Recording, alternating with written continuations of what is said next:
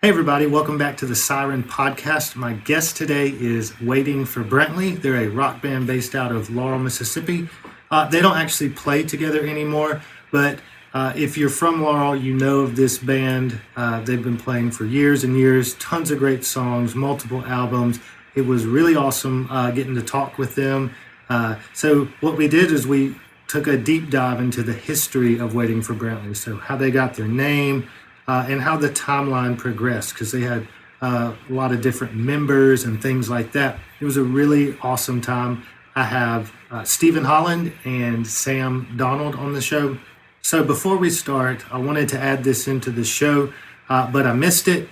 So before we get into everything, I'm going to play this. This is a song that they wrote. It didn't make it onto any of the albums, but they did play it live, and there's a video, and I'm going to play that right now. So without any further ado, the legendary Waiting for Brantley.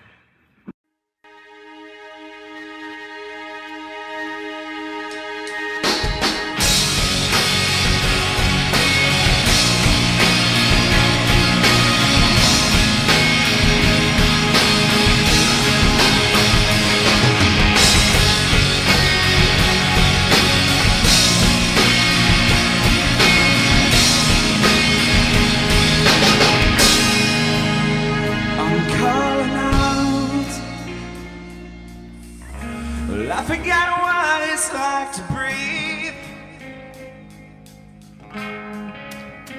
I'm calling out. I can be almost anything, and it runs around and she screams, but I can't find the words to say. And it wears me out, 'cause I scream, but I am the reason for the pain.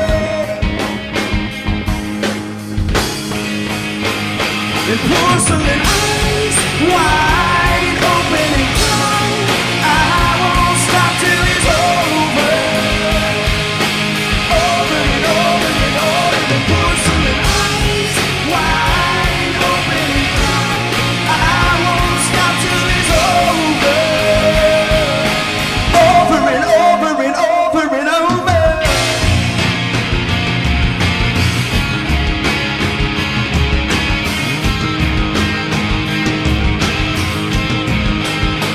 I'm calling out.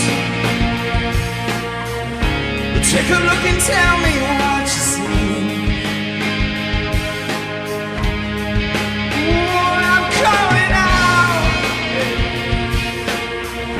Yeah, I could be almost anything. This is me now, and I swear that I'm sober. Say it isn't over. This is me now. Come just a little bit closer. Kiss me like it's over. In porcelain eyes wide open and crying, I won't stop till it's over. Over and over and over. In porcelain eyes wide open and crying, I won't stop till it's over. Over and over and over and over.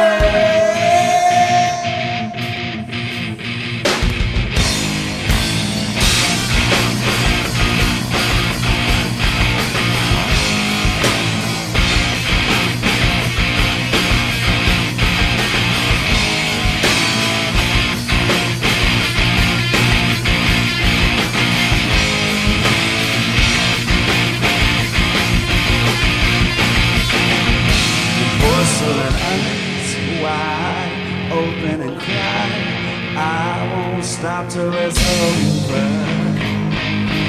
Over and over and over. And porcelain eyes wide open and cry, I won't stop till it's over. Porcelain eyes wide open and cry, I won't stop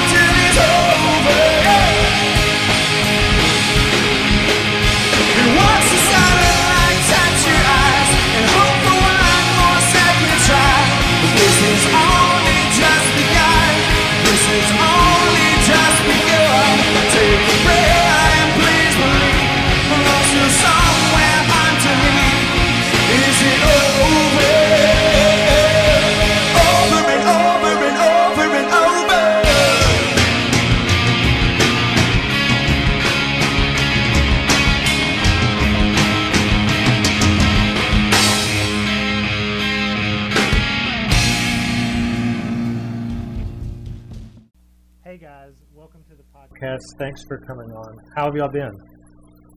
Been good, man. How have you been? Been doing good. I'm an essential worker, so I'm still working right now. So, which is good. It's good for me. I'm still bringing home money.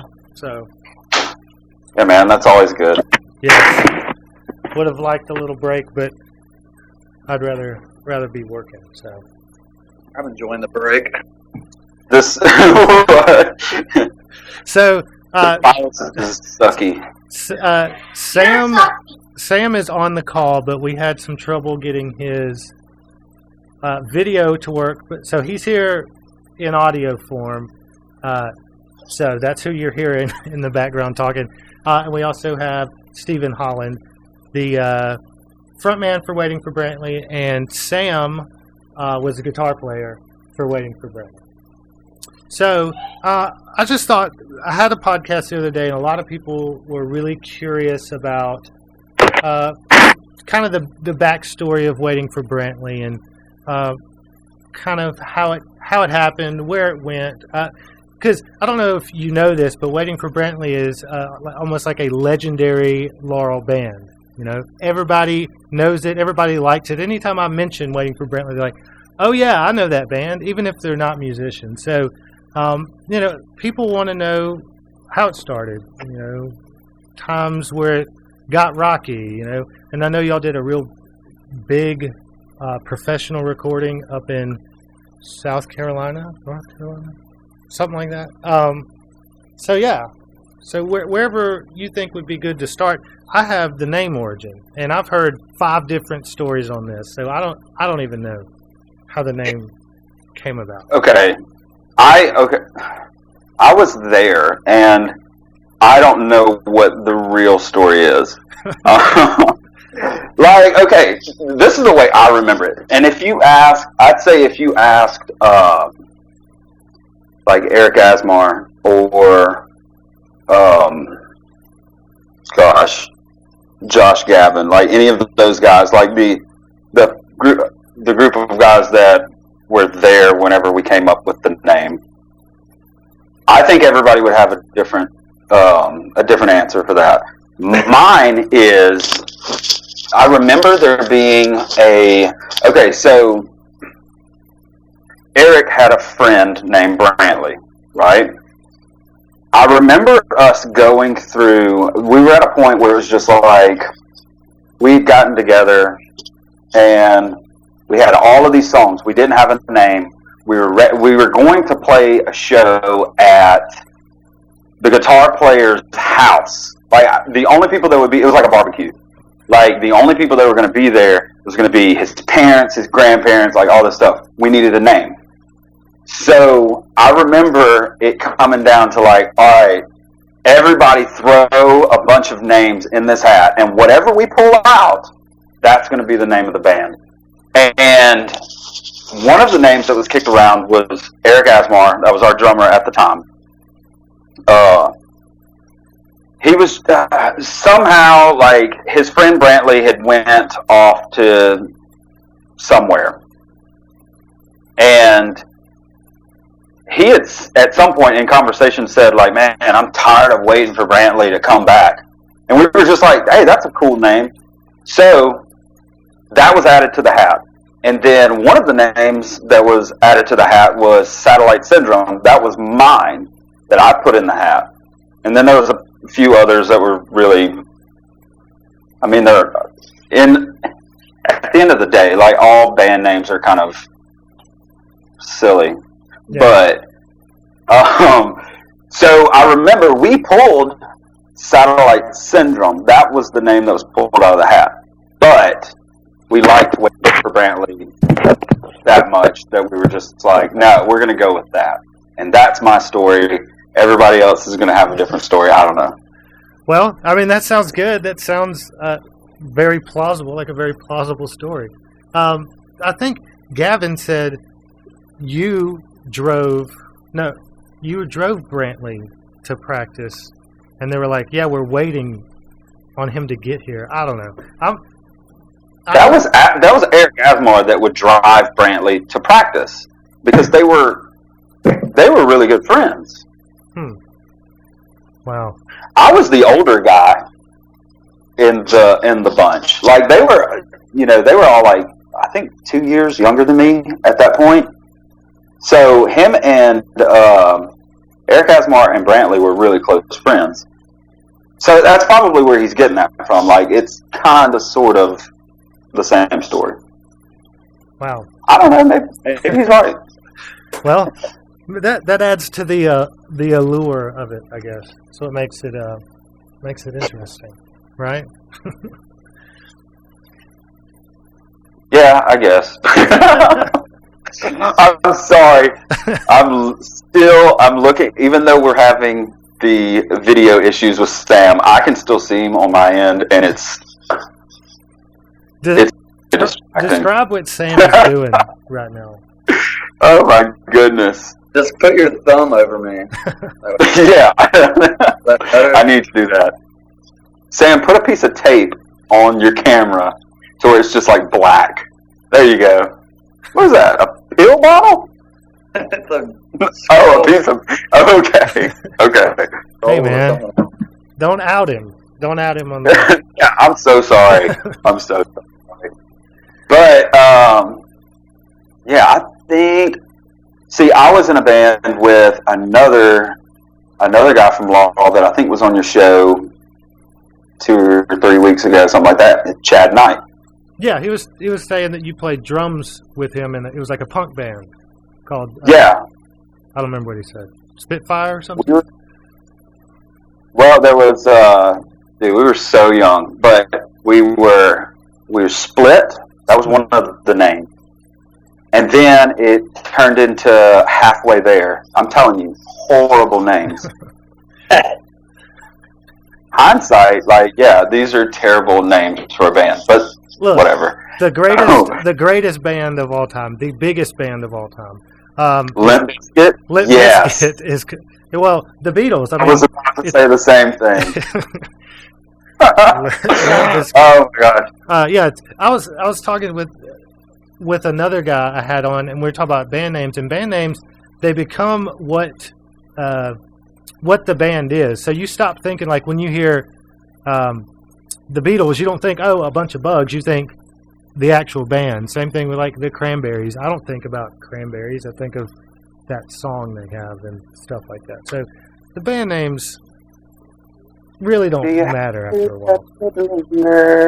Dude, that's such a good song. Linger. Yes. She should have just lingered the whole time on that R. That was a gorgeous song. Did she pass away? Was that her? Yes. I forgot about that until just now. Yeah, she passed, and they had that other band that covered Zombie, and she was supposed to be on it or something. I don't know. And then he ended up singing. What were we? Where did we go with this? Yeah. So I was in a band with Chad, and then at some point, I moved over to play guitar for Chad, and then, dude, it was the worst day ever. So, Sam, get out of it. Don't do that. So distracting. Worst day ever. So Chad, he calls me up and he's just like, hey. He basically broke up with me. He's just like, hey. It's not working out. This is not working out. I'm sorry. And we played a couple of shows with a band that all of those guys were like Watkins High School, and they were called Punch. Mm-hmm.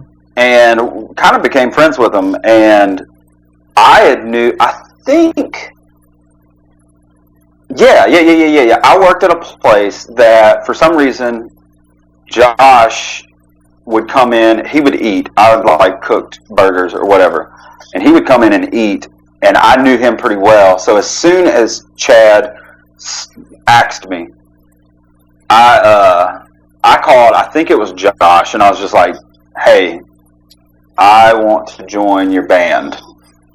And he was just like, "Okay, cool, come do it." And then from there, like, I don't know. All I really remember about that long ago was we finally got a group of songs together. It was so fun in those days. Not that it wasn't fun later. I was just saying. But you know, back then it's like it didn't matter. It's just fun. Yeah. But I remember we came up with this plan to. A dog just walked in. Sorry. We came up with this plan to every single weekend. Like we didn't have anywhere to play, so every single weekend we were going to drive somewhere and drop off these little demo CDs that we had made. And that's kind of where everything started, because we went to like Gulfport, Biloxi. We drove down there, and we just had, I don't even know what we were using. I guess we had like I don't think like phones with the internet were really a thing at that point. Maybe. I don't think so. No. So I guess we just had like a list of places that we found somewhere. It was just like, all right, this is all the places we're going to go. We're going to find somebody. We're going to give them our CD, and then hopefully they'll let us just play. And we ran across this place. Now, it got wiped out, Hurricane Katrina, but there used to be a place called the Upstairs Downstairs. And it was the last place we went, dropping off CDs. We heard nothing back from anybody. Nobody ever called to ask us to play, except for the guy at the Upstairs Downstairs. And I remember it being, honestly, like, when you walked into the place, it looked like a strip club. To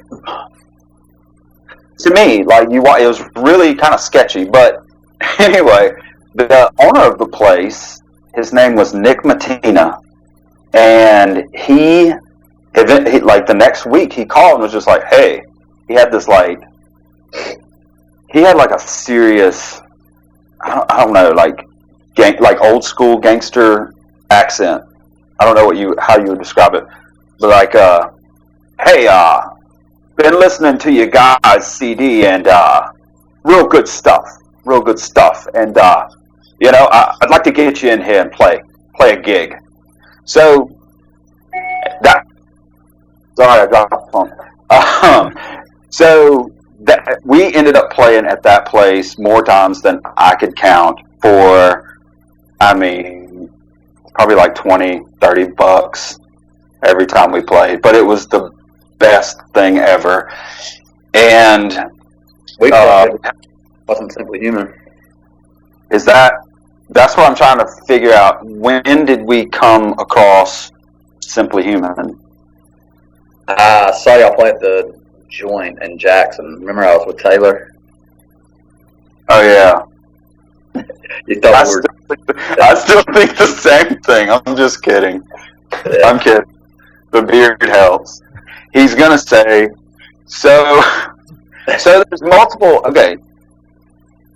There was definitely multiple phases of the band.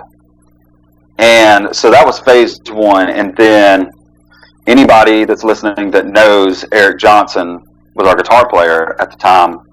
He went off on a mission trip for like, I think it was a year or 2 years, somewhere, I believe in South America. Awesome, love Eric. But we had to get another guitar player, and then once that happened, like once we started changing out, that was the beginning of like changing the entire thing. And then the second wave, I don't know who was in the band whenever we played at the Joint. Brad Wells and Tyler McCraney, Josh and Asmar and you. Wait, I missed the first. Did you say, was it Michael Fowler? Well, Did you say Michael? No, Michael Fowler. It was McCraney whenever I saw y'all at the Joint. Michael Fowler. Okay. Okay. So that would have been pretty close. So I was trying to think about this earlier today.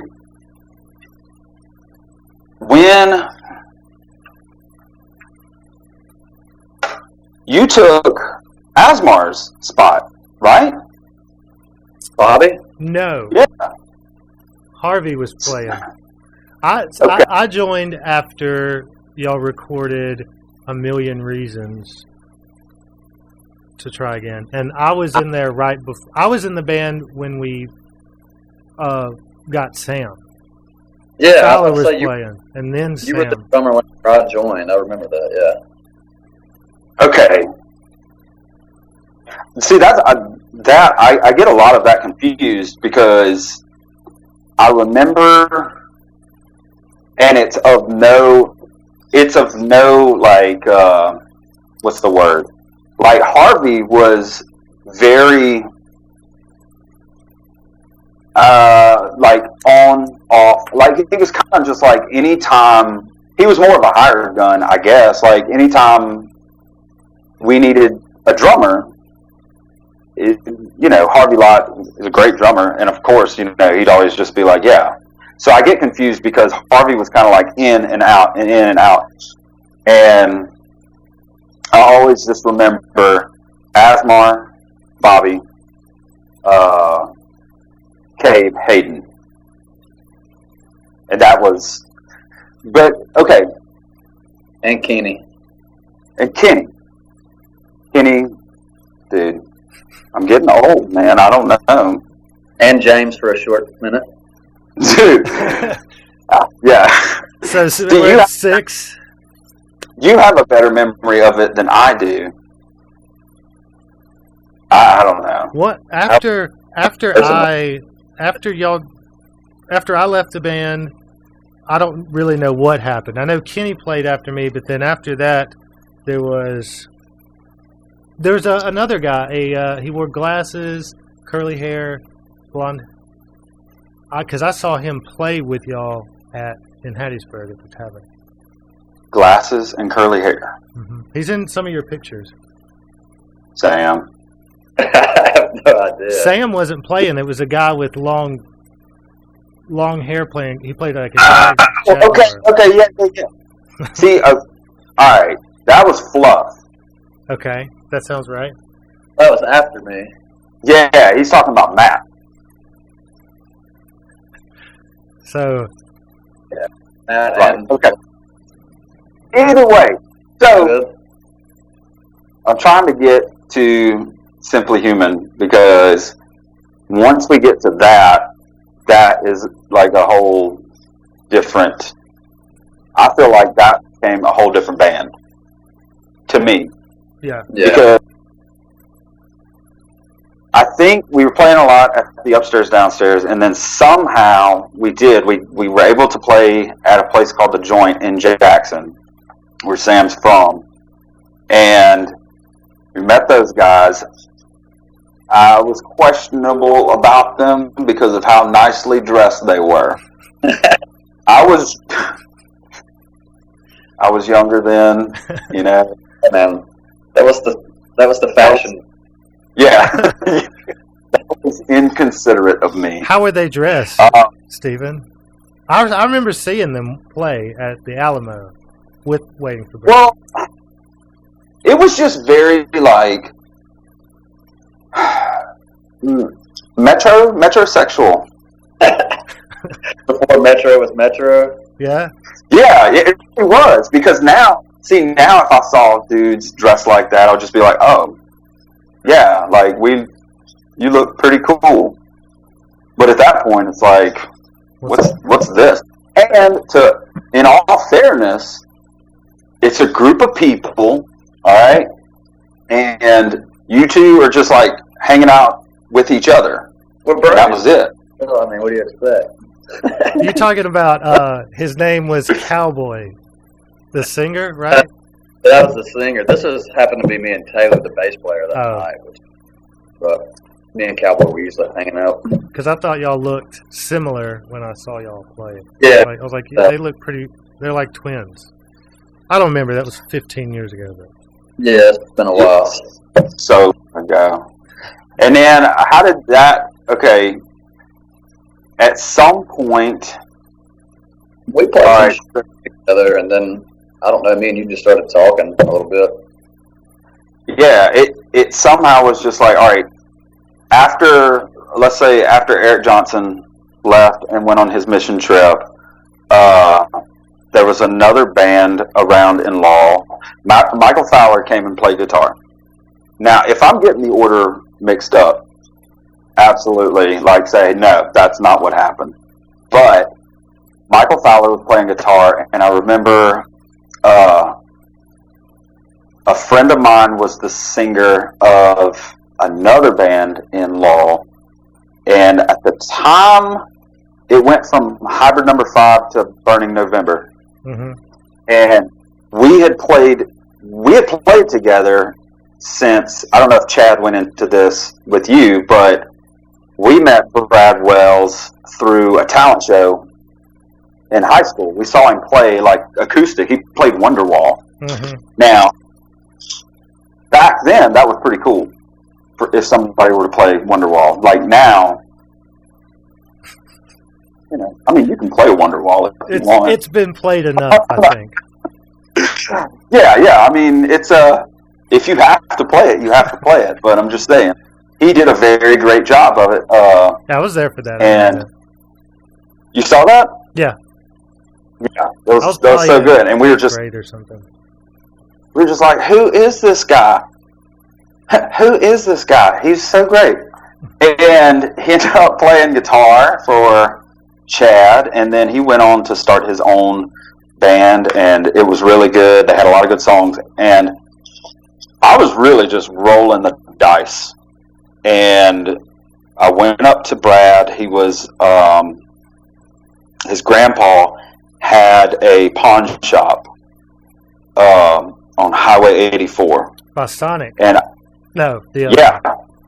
Yeah. It was like right when you turn going toward like if you're I haven't lived in Law in he had two of them, if I remember. One was right by Sonic on 16th, and then there was a smaller one on 84.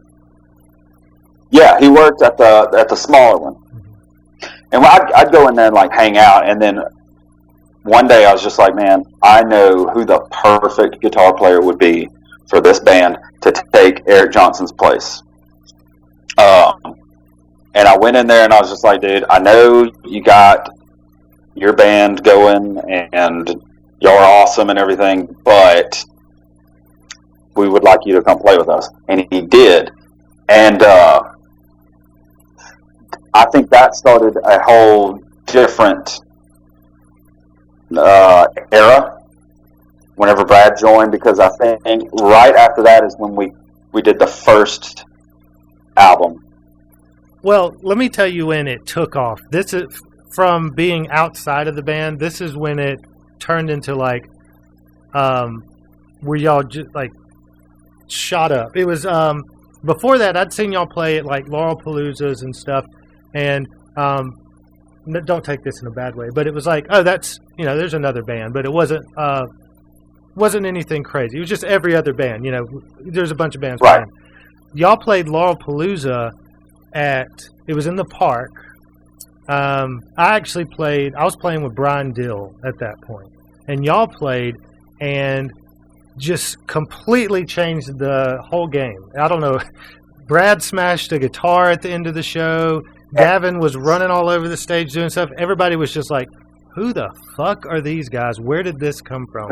And that's when everybody was like, Brad Wells was in Burning November. They had a record deal and all this stuff, and now he's playing guitar for this band, and it just shook up everything. Everybody was confused, and just, it was crazy. That's when, like, I even think that's when music in Laurel was like, we can do more in Laurel than what we thought we had been able to do in the past. It was, for the whole music scene, to me, that was where everything changed.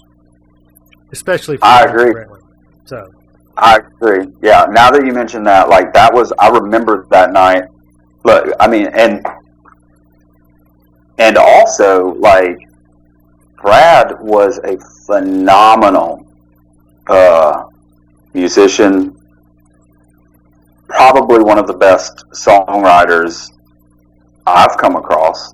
I mean, he just had such a incredible talent, and I mean, I'm saying that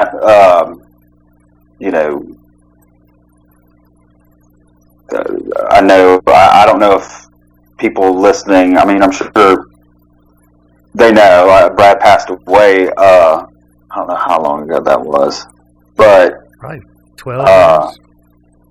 Has it been that long? Yeah, I've been with my wife for 10 years, and it was before that, so probably 12 years. Wow. Yeah, I mean, he was just an incredible talent. And at some point, I think if with that much talent, I think you do get to a point where you're just like, you start to want more. And I think, Brad was obvious. Like, if I'm getting this guy who is a incredible songwriter and singer, and at some point, like, he's gonna want to pursue that. So when Brad decided to leave, it was no surprise, honestly, and it was a total bummer for sure. But it really wasn't a surprise. And then where did we go from there? Cody. We're getting close, Sam. Tyler after the Tyler and Brad left around the same time. Because yeah. I was really good friends with Tyler, and then he started playing. They started their own band called Dexter. Yes. Oh yeah. And then Wasn't band? what now? Wasn't Lee and Dexter? No, it was Tyler and Brad played bass, and Shane Dudley played drums. It was a three-piece. They played like Blink-182 and like pop punk type stuff. Yeah. That's I when remember. that's when Cody came in, and your genre, even like not really genre, your style, the style of Brantley went to a faster paced, more Yeah. aggressive type sound, and that's when I joined. Is right after that. Yes. Yeah. It did because Cody definitely brought like it was definitely more of a, I don't know, like, I guess like what you're saying, it was definitely a faster, like more aggressive type style to the whole thing mixed with what we were doing. And then, alright, so obviously, Sam, I don't know if I'm wrong, we had already at that point when Cody was playing with us, that was going to be the time of the EP, the second, whatever it was, 5 or 6 songs, and because I know that would have been Harvey, me, Michael, Cody, and that's it, right? Gavin. Yeah, and Gavin. Okay, so that would have been the same time that we started talking to. At that time, we started talking to this guy in Connecticut, and we had already, so I had already been talking back and forth with Sam, like not about really anything, like just every now and again, like, hey, what's up, man? We should play a show together sometime. Just the things that you say to one another. And this guy had a quote-unquote record label. And he was putting together a tour. And he wanted us to do the tour. And I thought it would be really cool to reach out to Simply Human, whom that was Sam's first band. I thought it'd be we liked those guys a lot, and to reach out to them and just be like, hey, it'd be really fun for both of us to do this tour together. You know, because I don't know, it's a lot easier when you know some people. Yeah. So, and I remember the first night of that tour, I'm going to use quotes again. The first night of that tour, we were in, y'all played one night before us, right? Y'all played Fitzgerald's with us? That was the first night we did. No, we didn't do Fitzgerald's. We did the next day in Fort Worth, Texas. Fitzgerald was the only good date. That's what everybody was saying. Like, that was the only legit date on that whole thing. And Michael's in Moss Point. Oh, yeah. But that was because we booked that. He didn't even book that. So, yeah. So we did this thing together, and it did not last long. But I think Simply Human, like, y'all stuck it out, didn't you? Yeah. We went all the way to New York. God. Y'all quit Louisiana. Yeah. Harvey Lott was not going to take another step with that guy and do any more shows, period. And I don't blame Harvey, because it was definitely, like, not legit. Like, if you didn't have... Trust me, y'all did the right thing. It was terrible. Is that where they just set up? They're like, hey, all these shows are booked. Good luck getting to each one, kind of thing? They weren't like, yeah. They weren't like, here's money to get to all these places and backing. It was just like, sleep in the van. Hope you make it. You can play if you can make it to all these. Yeah. Dude, there was no money involved whatsoever. He was stealing money from the bands. It got bad. Wow. He was stealing, like, the money and asking if he could stay with bands in the hotel and all this different stuff. Like, I don't know. It got pretty nasty. And then I don't know, man. It just got rough. That dude disappeared off the face of the earth.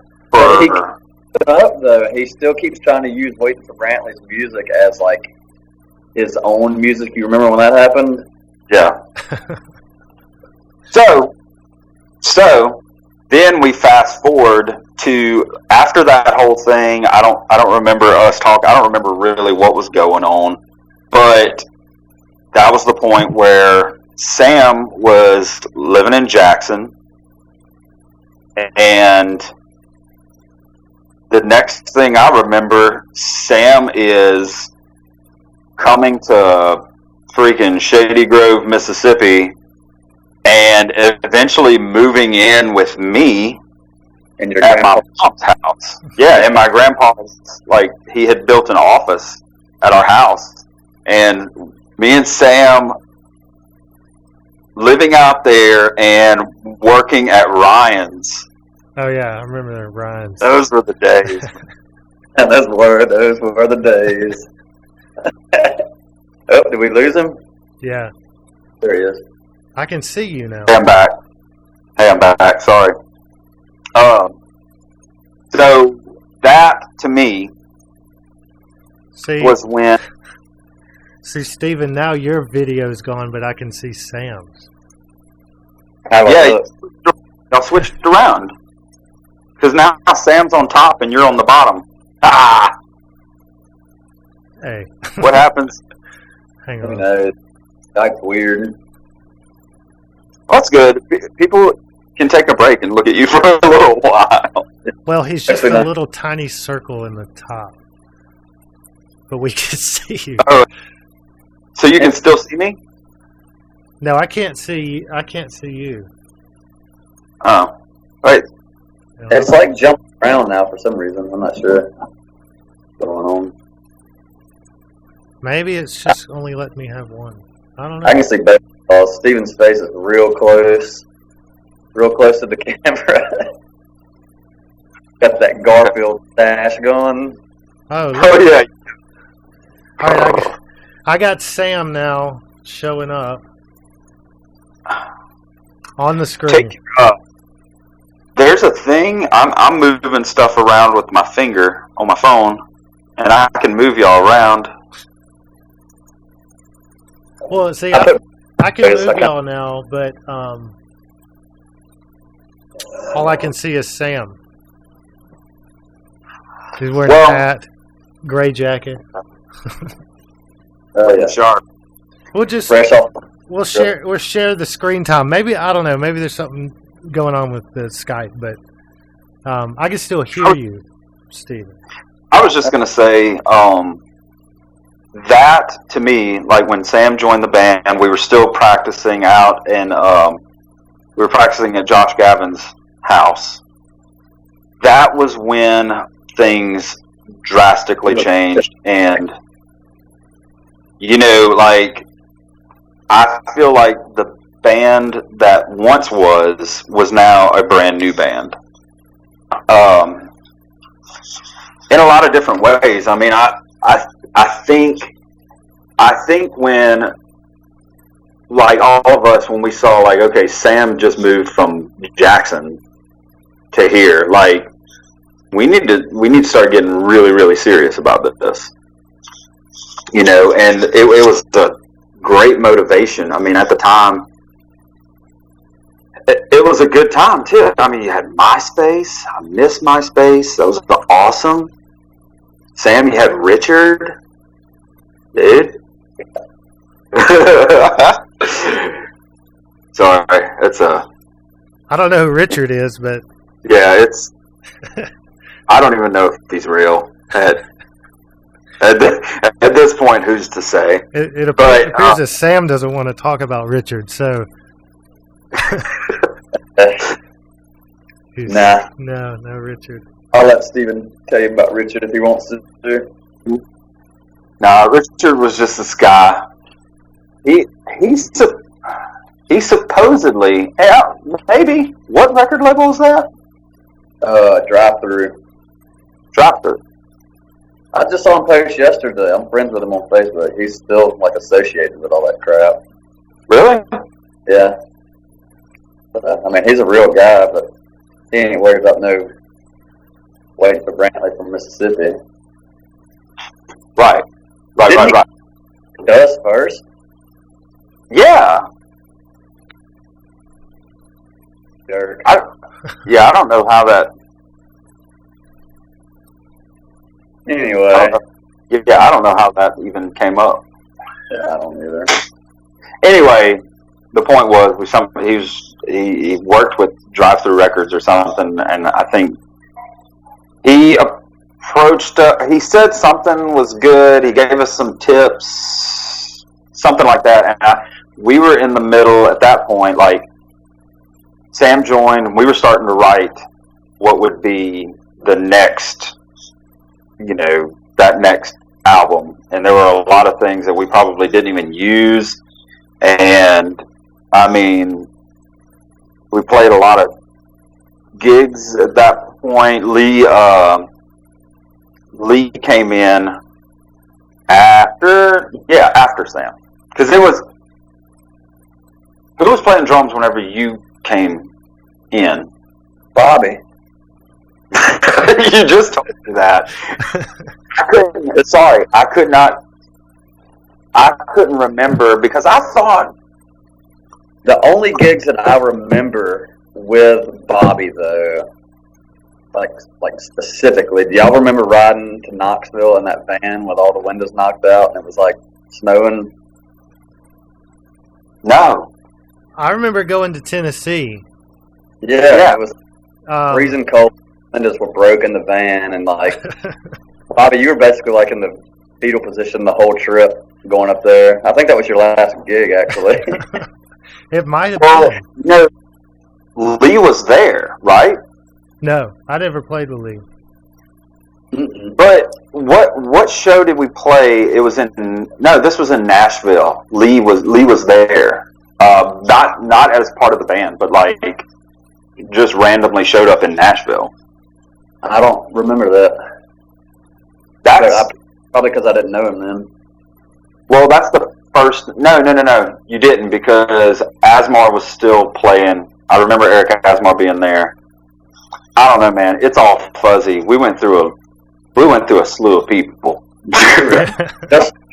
Just while I was in it, it was a lot of people. I mean, yeah, it's hard to keep up with. It really is. But all that to say, Lee eventually came in, and he was the bass player. Lee was dating Josh's sister. That's how he was around. That's what it was. I forgot. Yeah. That's funny. He would say like he would always talk about how, I mean, like they were dating and stuff, and he would be like at the house, and where we practiced was like off in the back of the yard, like this shop that they had, like pretty far back, and he would just talk about how like he would listen. He'd just be like hanging out, like listening to whatever we were doing. And Doing that. but Kenny came in at some point, right? Did Kenny take Bobby's place? Kenny was after me. I never saw him play any shows with y'all. I'm sure he did, Yeah. but he was playing. It would have had to been Kenny. It would have had to been Kenny taking your spot, because Kenny is the one that introduced me to Lee, because Kenny and Lee were good friends, and they went to church together and like played on the worship team together. Because I remember somehow Kenny, we were at like McAllister's or something, and we met with Lee there, and Lee was so excited. Like, that was the best thing that had ever happened to him. Which is funny. But at that point, like, Lee wasn't really like the rest of us, like, where, we played in different bands and all that kind of stuff. Like, Lee was kind of low-key. I mean, he played guitar, like, here and there with, like, some of his friends, but never anything serious, I don't, yeah, because Lee was in a band with Cabe, like that, what was that, Nothing Faded. Wasn't Lee in that band? No. Are y'all both saying no? Yeah. Harmonized. I thought Lee was in that band. Maybe not. I mean, definitely not, if you're both saying no. He was in the Tyler Durden band. Who was Tyler Durden? Who is Tyler Durden? They're actually getting back together. I got a message about that. So that's coming. Well,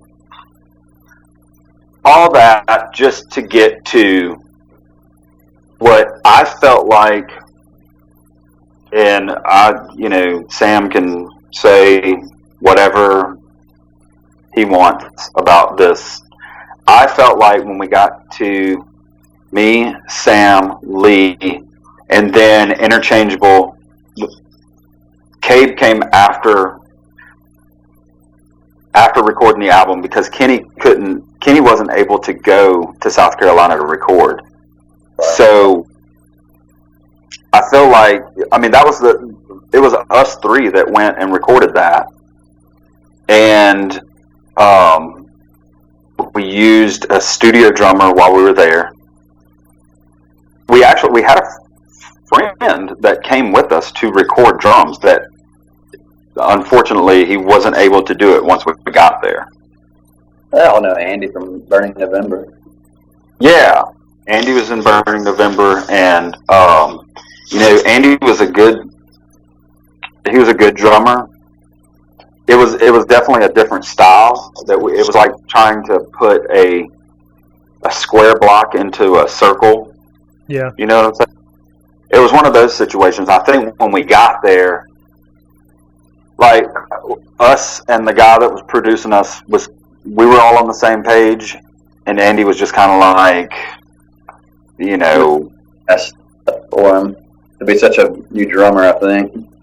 Yeah. But I mean, he really did work hard at it before we went. I felt bad for all that happened, but he was really cool about it. Yeah. Well, I mean, So, studio drumming is a completely different ball game than regular drumming.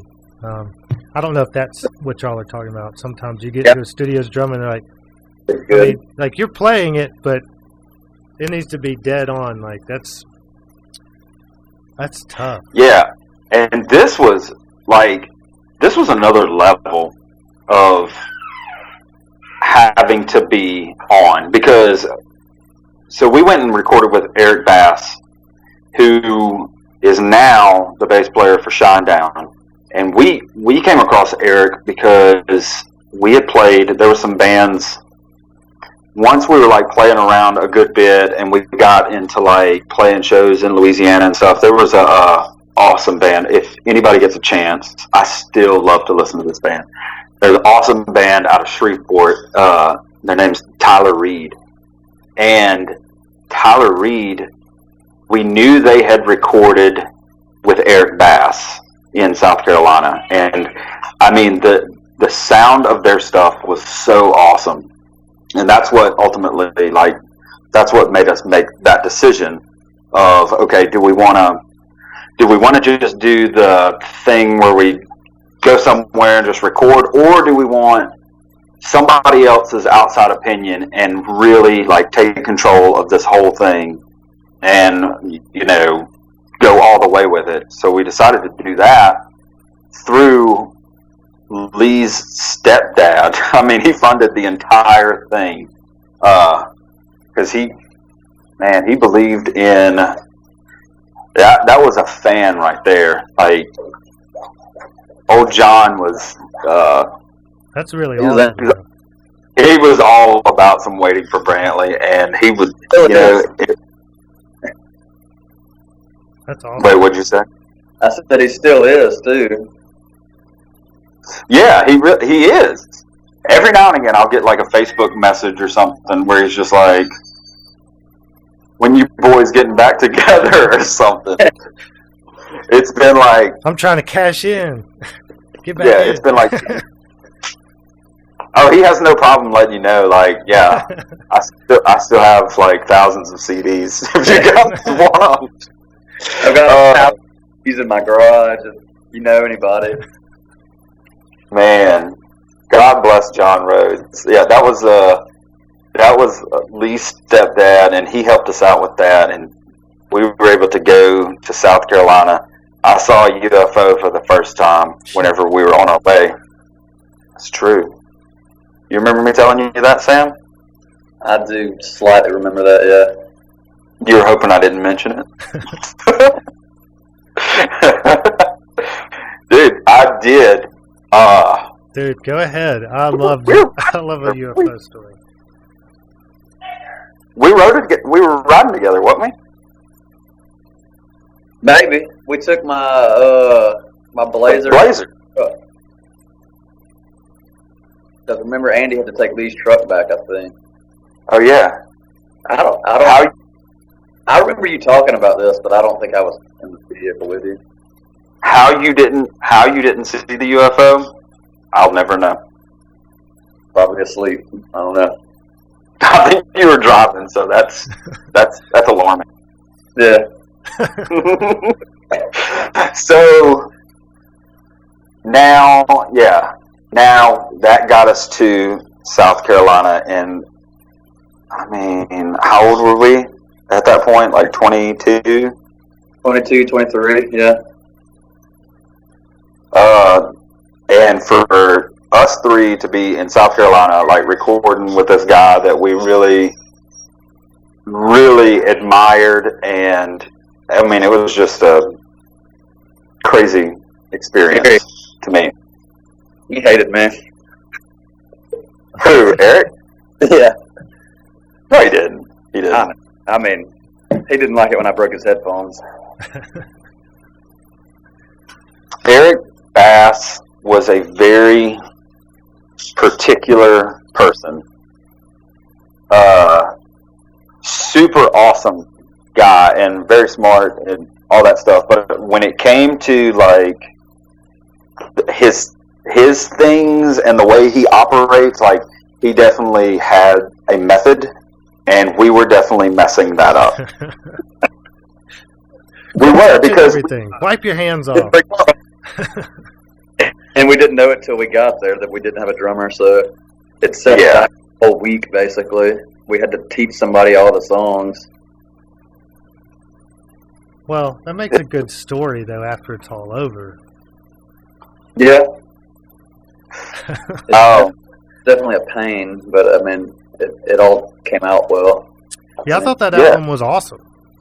That's the best album. Well, they're all good. It was awesome. It was good. I was super proud of that album, but I also think that we had a lot of expectations coming out of that. And when you put that much into something like that, like I'm just talking like money and time, and I remember like weeks we were working on songs and trying to make them as perfect as we possibly could, and then ran into the situation where Kenny couldn't go and had to teach a drummer all the songs. Remember that? Yeah. I think when we came back from that, that's when we came back from that, and Hayden joined the band. Hayden was a friend of Sam's, and I would regard. That sounds smart. I would, in my mind still. Oh gosh. In my mind, me and Sam and Lee and Hayden, like that was the band that, nothing against anybody else, it had just totally formed into a completely different band than what it started back in 2002 or 2003. It's a completely different band, and to me that was the memory that stuck the closest, is those four guys. And I don't know, there was a bond between us four that I think it came out of the whole going and the recording process, and then the hard work that we did afterwards. Like it just, I don't know, we were all really good friends. Right. So, but yeah, I mean that was pretty much it. And and eventually, there's a lot of hard work, and when your expectations are that high, and life started happening. I mean, I moved to Baton Rouge, and Hayden was living in Columbus, Mississippi, and Sam's still living in Laurel at that point. And it's, you can't. It's it was almost like having a long distance relationship where you promise each other like that you're still gonna, like, everything's still gonna be fine. Like I'm gonna be over here, but everything's still gonna be fine. Like we're still gonna play shows, and we're still gonna work on stuff, and I'll drive down, and then I mean that's just not the reality of it. And I will say about Sam the same thing that I said about Brad, which was, when somebody is extremely talented and writes good songs and sings and does all this stuff, like, you can't blame them on trying to better themselves, even though at the time I did blame everybody. It was everybody's fault. Like, what are you guys doing? Like, we're ruining everything here. But honestly, I mean, it was bound to happen. You go ahead, Sam. That's all I have. What am I supposed to say? That was just me saying to you that the older I've gotten, and the more I can reflect on the fact that you were a bird that needed to spread its wings. Yeah. That's true. It did get tough towards them, which we did it for a while. I mean, with Hayden driving down and we live in Louisiana. So, I mean, I think we took it as far as we could with the distance, you know. We didn't have Skype and all that stuff back then, so. Yeah. Yeah, I mean, yeah. And I think Sam was just at a different place in life, you know, where it's like you put a lot of work into it, and you still put a lot of work into what you do now. Right. So I feel like in a lot of ways, the band and the way that we were and the distance that we were apart and not being able to really do the things that we needed to do was hindering what you needed to do. Yeah. You know I like to practice. All the time. I don't blame you, though. I mean, yeah, for sure. And it's always what I've liked to do for fun. It's just fun for me. I mean, you know that. So, I think the writing process is just as fun for me as the writing and recording process is just as much fun to me going out and playing. But I've always enjoyed that part of it. I think it's a little much for some people I play with sometimes because not everybody always wants to practice or record or do whatever. You were about the closest person that would do that as much as I wanted to. Back in those days, we would not stop do it. Back in those days, we were spry young chickens. Yep. Your mom, remember that little studio we had? Your mom always said we sounded like called dogs or something. Howling. Yeah. Yeah. Man, I honestly, that was, give or take, I mean, that was more than 12 years ago, right? Easily. About 12 years ago. Right. That whole experience, the recording, and then everything after that with the shows, and that's just something that I will definitely cherish forever. Like, that's the best time of my life, and it honestly molded me into whatever it is that I do now. Like, just it was a learning experience for sure. Like, I don't know, different. I can agree with that because I mean I think I learned. I don't know, some of the hardest lessons probably in this band, that I can still use to this day. So good and bad, you know what I mean? I'm going to tell your listeners the best story about Sam Donald that I know. All right. Okay. So this was like a couple of days before we were leaving to go to South Carolina, and oh God, I know you're. Dude, this is the best story. So we all got together. My mom's house, there was an above ground pool, and we all got together. It was a good size, so we were all able to like hang out and freaking just have a good time, And so, a lot of tequila. Yeah, and Andy was there. Sam was there. Was Lee there? It was all of us, right? Yeah, I think so. I think Lee and Susan were there.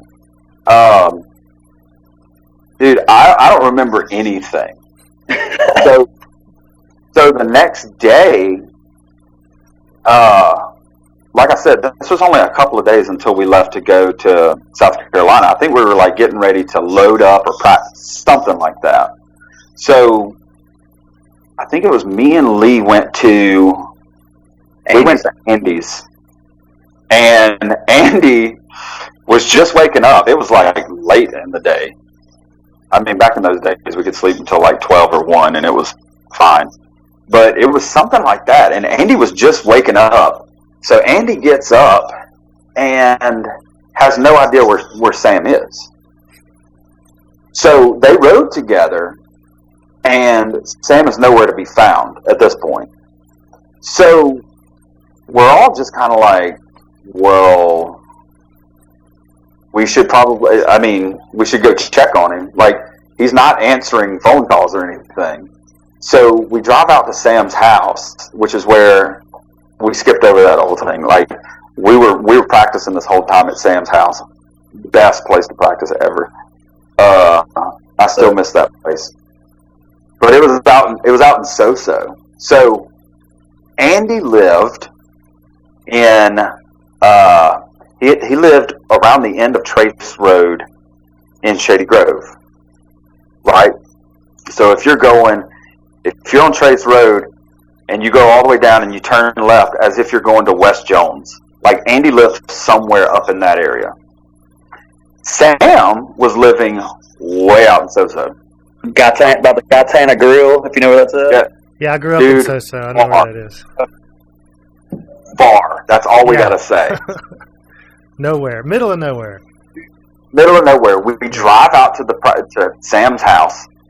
He's as soon as we walk in, I can see Sam's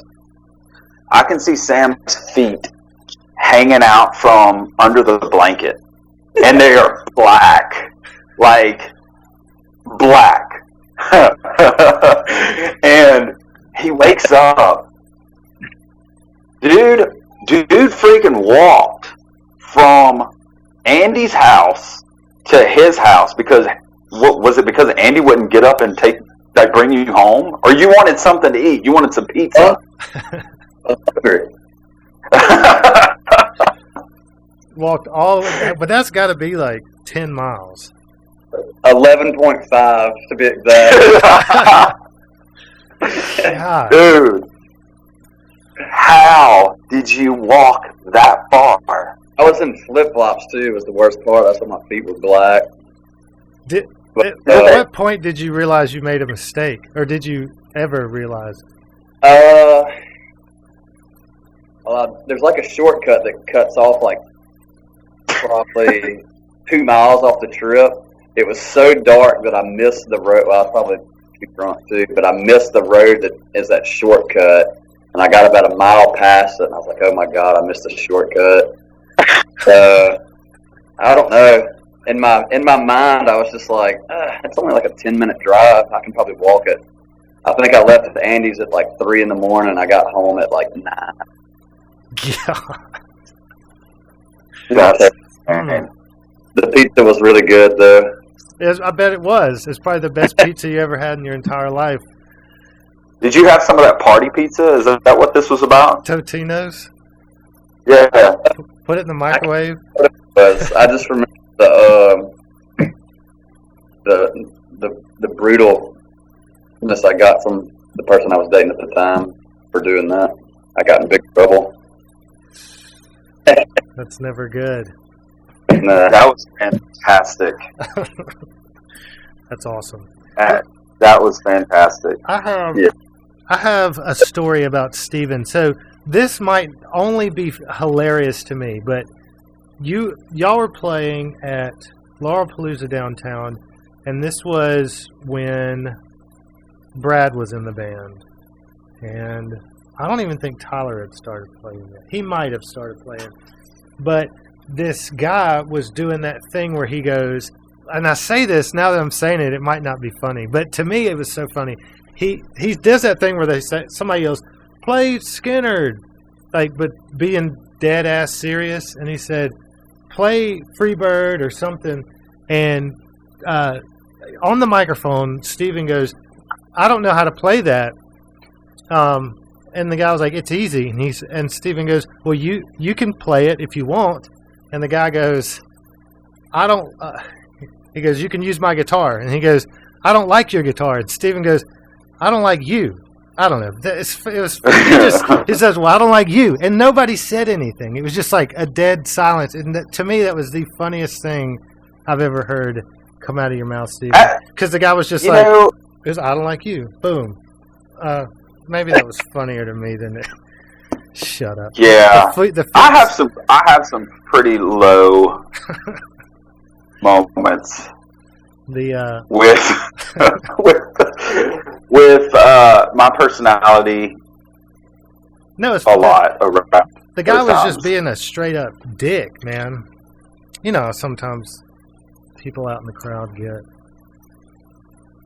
I've said far worse things on my microphone. Far worse. Well, some weird stuff. Yeah, things really got weird, and that's another thing that I do remember, and I think it kind of stuck with me because I think we also got to the point. There was a turning point for the band where I don't know if we were just like bored or spinning our wheels on what to do next or what it was, but I know that we eventually got to a point where it's like it was fun still, but it was different fun. Like we were just trying to like party, and that's it. You know, the seriousness of it all just kind of escaped, and we were just like, we're just going to do whatever we want to do at this point. I don't know. Do you feel that way? Yeah, for sure. I mean, we started mixing in some covers. We were doing about 50-50 through the night, you know, and it just, you know, it happens. Jaeger.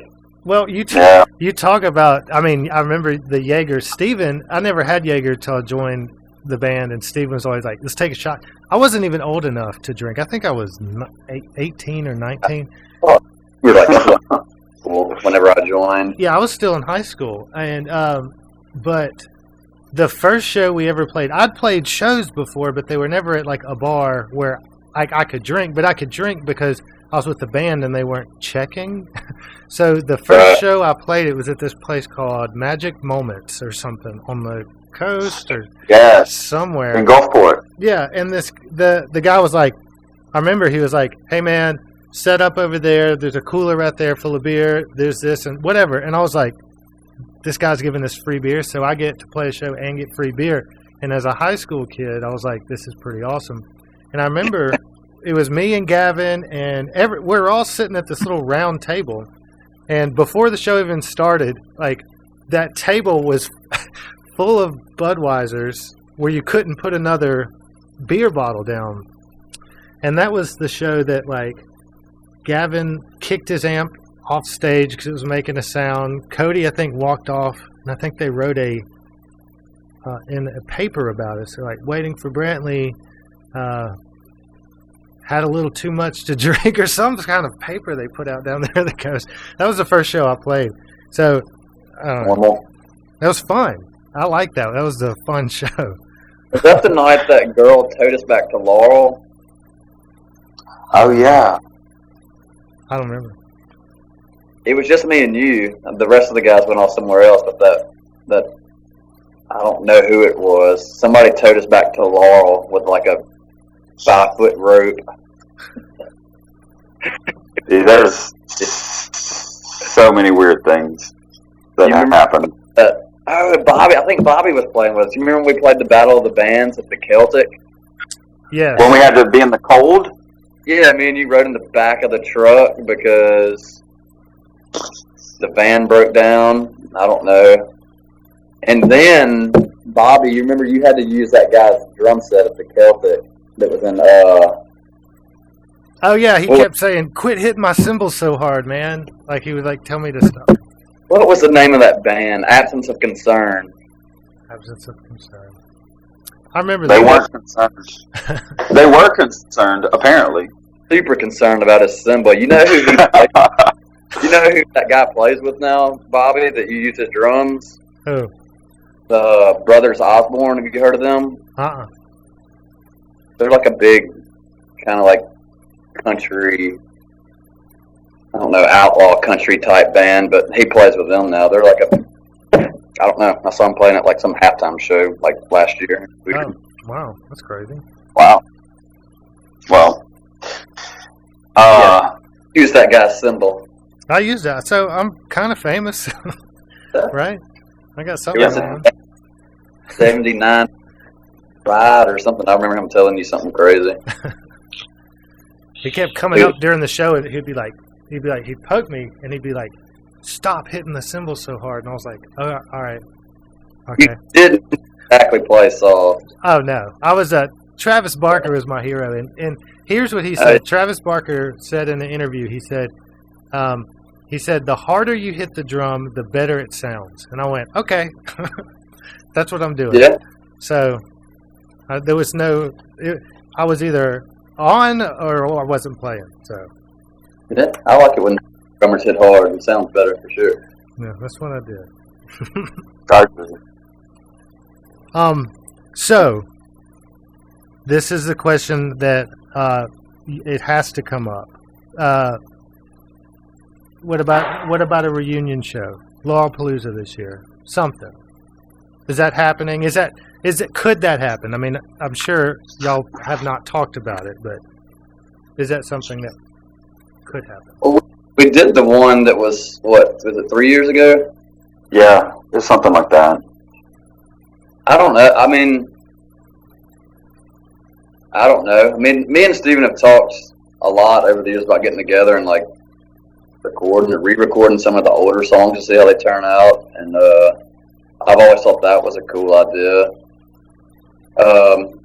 As far as a reunion goes, I mean, I'm always down to play. I mean, things are a little different now with Hayden and everything, but I'm always down to play with those guys. I've always loved it and would always be down at any time. So, but I don't know. We kind of left it on a good note. So that's kind of one way I feel about it also. Yeah. Yeah, I think when we did play that, how long was that? Hayden passed. How long's it been? I think 8 months. 8 months after. So yeah, 8 months after that. So that was the last time. That was the last time we all hung out together, and I really felt like Sam just said. I mean, it ended on a good note, and it would be hard to me to like get somebody to be in that position. I don't know. I mean, I haven't really thought about it. That's just how I always looked at it. It's like that was where everything left off, and then if that person can't make it, then it just won't happen. Right. But I mean, I don't know. We'd have to Different talk. days. So Yeah, maybe. Maybe. yeah. I mean, there's always like Always the same. I'm with Sam on that. Like, yeah, that'd be super awesome and fun. Well, Absolutely. you were talking about going back and recording the old songs. There's a song you never recorded from the first album called "If Anger Is the New Happiness." Do you remember that song? No. It was I don't. it was the first song that you played for the sets. It was the opener. And it kind of had that open D type feel, like Wherever You Call Home. It kind of had that kind of same. That Satellite? Is he talking about? No, it was called If Anger Is the New Happiness, but it was never recorded. I don't even think I played it. It's something about the morning you wake up, put on your makeup. Okay. Yes. I remember those lyrics. I can't remember the song to save my life. This is an old one? It was back when Brad and Tyler were playing. It was. Hang on.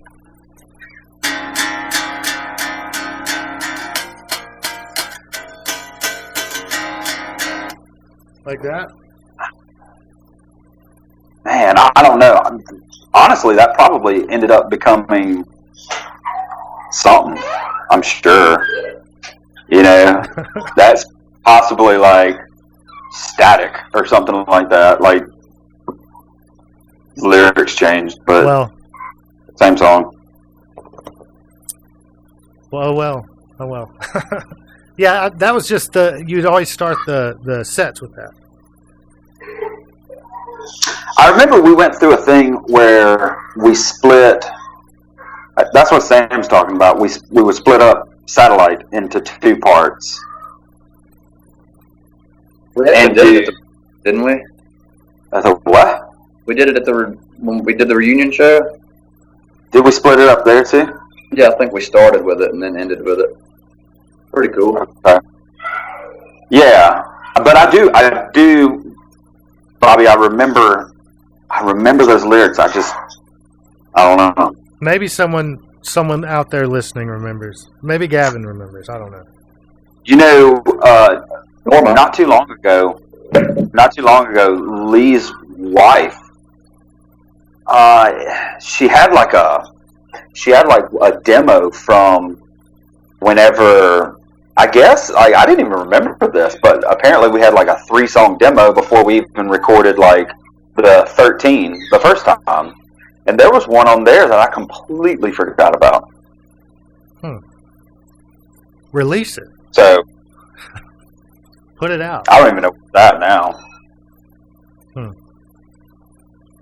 Well, anyway. Yeah, I've got a DVD somewhere of us practicing. Well, I don't know if Sam was. Maybe Sam. I think you were in it. Norma brought it to me. She just came up to my work one day. Was like, "Hey, I got a full CD." I guess she just came to our practice one day and just sat there and filmed the whole practice, and then burned a DVD. So, I mean, we've been on here for an hour. I won't keep you guys all night. I do appreciate y'all coming on. It was good to see you both at different times, but see you guys again, talk with you. So I texted Sam earlier, and I was just saying like I haven't talked to him or seen him in a while. Like I was pretty excited to get on with both of you because I haven't seen either one of you in forever. Yeah, man. I had a kid over a year ago, but like just over a little over a year ago, and my whole life is just, it literally was just like boom. I'm at the house, I'm doing dad stuff, and I haven't been anywhere. I haven't been doing anything, so I'm just now coming back out. And then we go into lockdown, so it's I haven't been doing anything anyway. So it's definitely a strange time. Very. Are you working, Steven? What? Are you working right now? Yeah, I'm still working. I don't know. Selling liquor. That's good. Yeah, I mean,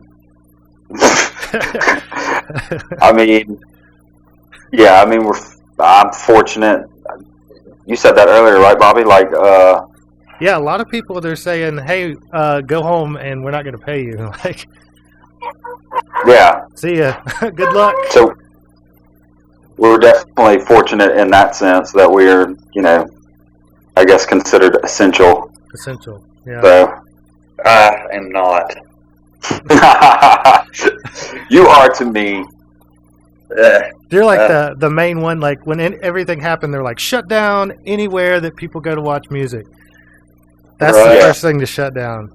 Yeah. Dude, any shows canceled. It's just nuts, man. But I've been enjoying the time off. I literally hadn't stopped since I joined waiting for Brantley, so Yeah. It's I'm good to. cool. So You can get burnt out.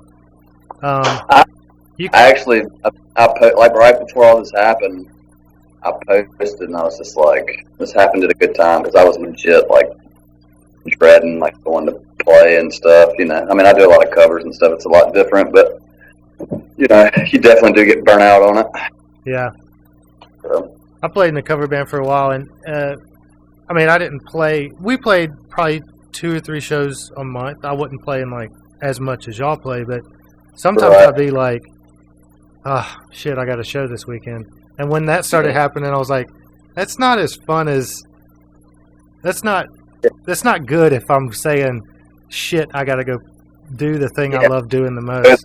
so I can like buy food. So, Yeah. cool. Um, Like, yeah, be excited to play.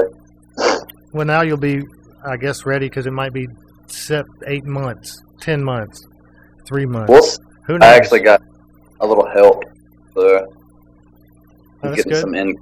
So, That's good. That's good. yeah.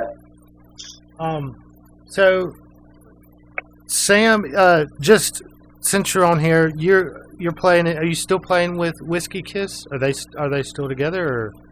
Yeah, we're still playing. Okay, so check out Whiskey Kiss, Facebook, Instagram. I guess you got all the regular platforms for Whiskey Kiss. Right, yeah.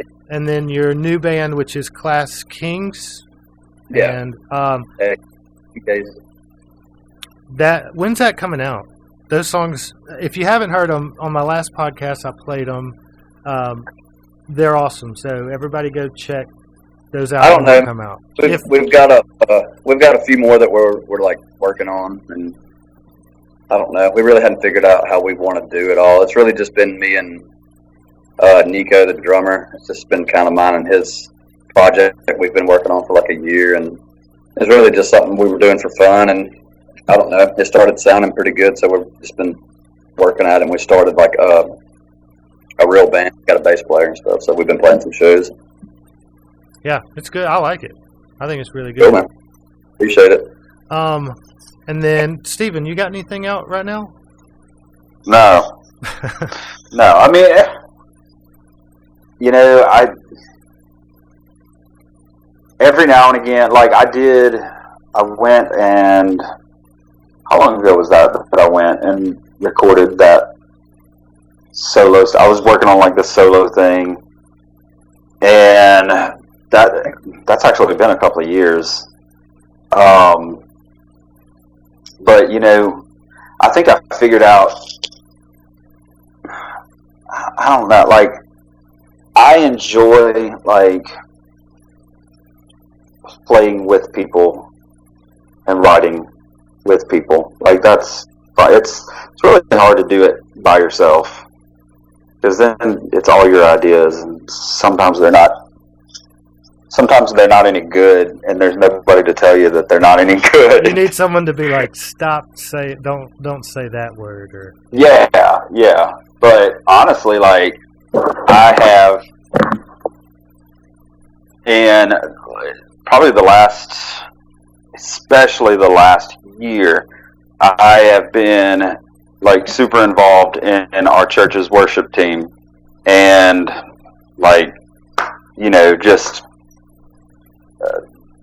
doing that. Like, we're recording services and stuff right now, and that's what I've been doing. Cool. that's where I started playing worship music at church. So There is some great worship music, like Christian artists, period. Like, there's some really, really good stuff. I can tell you, Christian artists, the hardcore and metalcore, if they're a Christian band, they're the best for some reason in that genre. Like, I don't know what the deal is, but if you want a really good heavy song, they're usually on Solid State Records or something. So I don't know about because they're blessed, my man. They're blessed. They're blessed. That's it. That's it. It's got to be. Yeah. Well, look, Stephen, you're a fantastic songwriter. Write some songs and record them and put them up. Do it. That's two. No, yeah. I mean, that's two. Do it. You know, I don't know if either of you like ever do this. We're just talking about like songwriting and songwriting in general. Like, I feel like sometimes I'll write something and then I want for people to hear it, but it's never quite good enough. Like, I don't know, like you compare it to something you've done before. Does that make sense? I know that feeling. I know exactly what you're talking about. And look, I heard the answer to this. Now, you might not just can do it, but this is what helped me. So I started a photography business. So I own Gradient Skies Photography. And so I'll take pictures of people and then I'll get them and start editing them. And I'll sit there and go, it could be better. And then I'll just spend forever trying to edit it.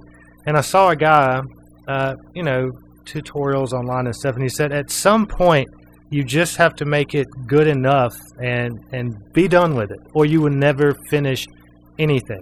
And at that point, that's when I realized, sometimes it's good enough has like a bad kind of connotation, but at some point you've got to say, this is good, I've got to move on to something else, or I'm never going to get anything done. And once I started doing that, I realized I could put out my pictures, and they're not of any less quality. I'm just not as hard on the things I create, so I can, get things done. So I'm doing it.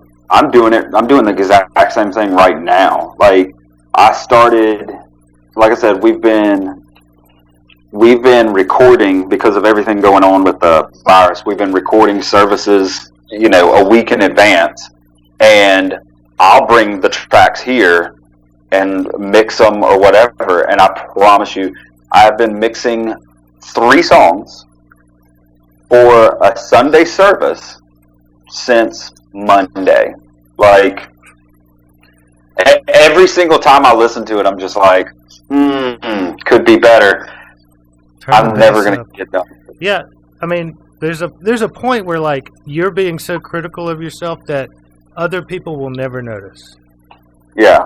I mean, somebody like that listens to it really hard. There'll be one person that notices that your bass could have had more in the 600 frequency range or something, but most people are like, this sounds fine. And Sam, just to let you know, I have a gigantic TV in front of me. So right now, right now you are probably like your head is this big in front of my face.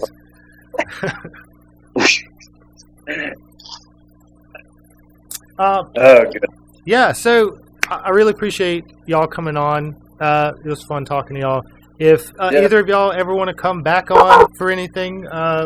Stephen, if you release some new songs, want to come on and show them off. Sam, if you ever want to bring your bands on, you're welcome anytime. So definitely, man. Thank you. Love the show, by the way, man. It's been cool. I've enjoyed watching all the stuff with everything you've been doing. Really cool. Yeah, thank you. I've been trying to give people a platform. And sorry I didn't get a tasty riff in. I wanted to. I've been building the deck at my house, so I've been busy. Yeah. I'm going to have a new kind of contest. I'm either going to, it depends, because I wanted to do like a backing track and say like play a solo or add a part to this, but then I'm scared people won't have the equipment to play over a backing track or something. I might do another tasty riff, or I was thinking about maybe doing a collab song, like try to get like, as many musicians on one song. Like, I don't know. I'm going to do something again. So you're welcome to be a part of that as well. You as well, Stephen. So that's pretty cool. Yeah. Well, awesome. So if y'all don't have anything else you want to shout out to the people listening, I guess we can go ahead and wrap it up. Nah, it's been fun. I've enjoyed this. Yeah. Awesome. It has been, man. It was great to see both of you, really. I haven't seen either of you in so long, so. Well, if either of y'all are ever in Hattiesburg and we're not under lockdown, I live right by, I don't want to say it. I live very close to the Sidelines Bar and Grill, so I'm right here in Hattiesburg if y'all. Oh, that's where my drummer now lives, Nico. He lives right across the street from the Sidelines in that apartment. Those apartments? Yeah, I live, I could walk to his house in 5 minutes and be over there, so. 5 minutes time or my time? It's walking time, not so walking time. It's 11 miles. It's probably a mile. I'm just playing. Yeah. All right, guys. So I'll talk with y'all soon. Hit me up. All right, bro. See you, man. Good to see you. See you guys. All right. Later, Steve. All right. Bye, buddy. Later. Goodbye.